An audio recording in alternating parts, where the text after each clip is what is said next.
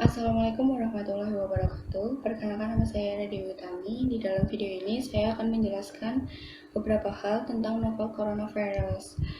Novel coronavirus seperti yang kita ketahui, dia sedang menjadi pandemik di seluruh dunia. Awal kemunculan coronavirus.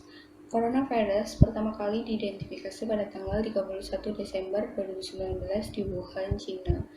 Pada saat itu, ada seorang pria berusia 60 tahun yang menderita penyakit pneumonia parah dan akhirnya dia meninggal pada tanggal 9 Januari 2020. Pria ini merupakan pelanggan reguler daripada Huanan Seafood Market yang mana diduga sebagai sumber outbreak-nya si virus ini. Di market tersebut, manusia, binatang liar, binatang segar, mereka bercampur menjadi satu di satu tempat sehingga menyebabkan si virus ini tuh jadi sangat mudah untuk menyebar. Sama kayak MERS dan SARS, virus ini termasuk ke dalam zoonotic viral disease, yang artinya virus ini berasal dari binatang, in this case kelelawar, lanjut ke binatang lain sebagai carrier, kemudian sampai pada menginfeksi manusia. Virus ini pertama kali disebut sebagai SARS-CoV-2 dan kemudian disebut sebagai 2019 nCoV dan akhirnya resmi disebut sebagai COVID-19 yang mana dilansir dari The Sun. Arti sederhana daripada COVID-19 adalah Coronavirus Disease 19. Dari sini kita sudah sedikit mengetahui tentang awal dari munculnya si coronavirus ini.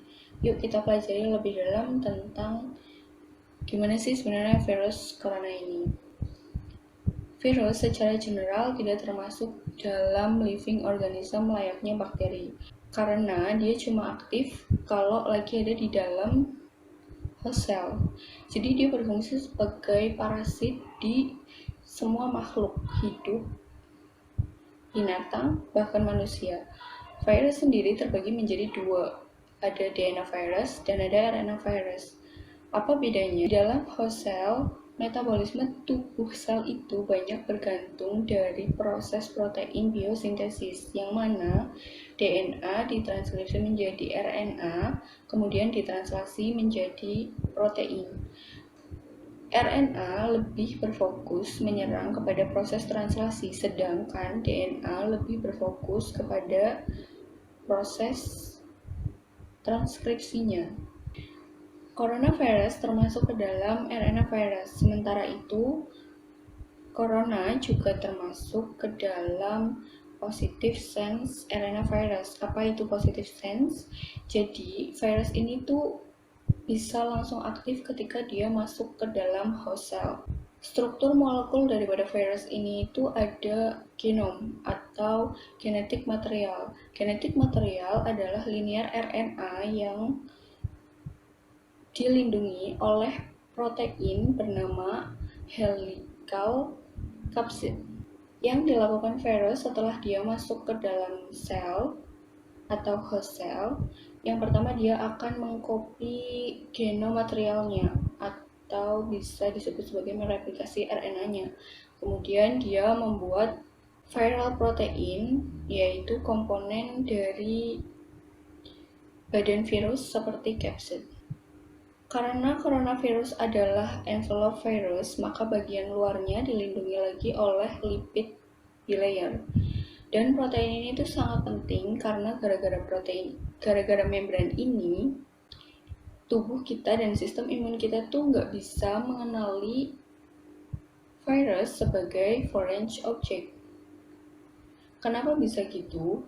Karena di lapisan ini diambil dari retikulum endoplasma dan Golgi apart dari sel. Ini terjadi ketika proses si virus ini mau keluar dari host cell-nya. Coronavidae atau keluarga corona sudah ditemukan sejak tahun 60-an. Yang pertama itu ada OC43 dan 229E di tahun 1960. Keduanya nunjukin gejala common cold. Yang kedua ada NL63 di tahun 2004, berasal dari Belanda ditemukan di bayi pada umur 7 bulan dengan gejala bronkiolitis. Yang ketiga ada HKU1 di tahun 2005. Jadi ceritanya di situ ada pasien yang pulang dari Cina ke Hong Kong. Kemudian yang keempat ada MERS di tahun 2012 atau biasa disebut dengan camel flu yang outbreak-nya pertama kali ada di Timur Tengah.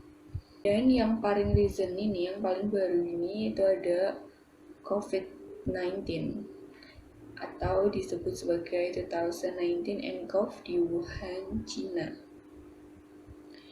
Coronavirus yang ada di manusia ini menyebabkan sakit yang ringan sampai sedang di upper respiratory tract, yaitu dari hidung, laring, faring, dan biasanya sakitnya itu tidak berlangsung lama. Gejalanya yaitu yang pertama adalah hidung meler, sakit kepala, batuk, sakit tenggorokan, demam, dan tidak enak badan. Coronavirus juga menyebabkan sakit di lower respiratory tract, yaitu trakea sampai bawah bronchiolus dan alveolus. Contohnya adalah pneumonia dan bronkitis. Hasil analisis pada 41 pasien pertama menunjukkan bahwa virus corona ini sama dengan MERS dan SARS yang sempat ada sebelum virus ini. Sama dengan dua coronavirus ini, novel coronavirus juga bisa menyebabkan pneumonia. Bedanya, virus yang baru ini jarang sekali menyebabkan hidung meler. Pengukuran suhu tubuh juga mungkin belum cukup karena orang yang baru terjangkit pada awal-awal gejala mereka tidak akan menunjukkan gejala sama sekali, bisa jadi juga mereka cuman sebagai carrier atau pembawa aja. Novel corona ini sudah menjadi pandemi karena cakupannya sudah luas, bahkan bukan hanya satu negara tapi di seluruh dunia. Persentase dari yang terkena virus dan yang meninggal pun sudah cukup besar. Jadi apa sih yang bisa kita lakukan dengan adanya virus corona ini? Envelop virus itu sangat-sangat sensitif terhadap pH ekstrim. Kemudian dia juga sangat sensitif terhadap kering dan mati kalau dikasih disinfektan. Kemudian hal yang bisa kita lakuin adalah pertama mencuci tangan, yang kedua tutup mulut kalau lagi batuk, pakai sikut. Yang ketiga, hindari kontak dengan orang yang diduga terjangkit. Yang keempat, jika menunjukkan gejala langsung periksakan ke dokter. Yang kelima, hindari konsumsi daging undercooked atau belum matang. Coronavirus merupakan virus yang cukup berbahaya karena kebanyakan gejala yang ditunjukin itu relatif variatif atau berbeda-beda dari yang sedang sampai yang parah. Dan kebanyakan juga yang meninggal itu orang yang sudah tua atau mengalami penurunan kesehatan atau punya masalah kesehatan, dan bisa juga orang yang memang punya sistem imun yang lemah. Dengan adanya novel coronavirus ini, kita diminta untuk tetap hati-hati dan waspada ketika berpergian keluar rumah. Kalau bisa malah jangan sering-sering keluar rumah ke tempat-tempat yang ramai, itu harus dihindari. Namun apabila memang harus keluar rumah, ada sesuatu yang memang mendesak harus keluar rumah, jangan lupa sering cuci tangan, pakai masker, jangan menyentuh area mata, hidung, dan mulut sebelum cuci tangan. Pastikan ketika akan menyentuh area tersebut, cuci tangan dulu. Bawa antiseptik kalau perlu. Sekian penjelasan dari video ini. Semoga bermanfaat. Terima kasih. Wassalamualaikum warahmatullahi wabarakatuh.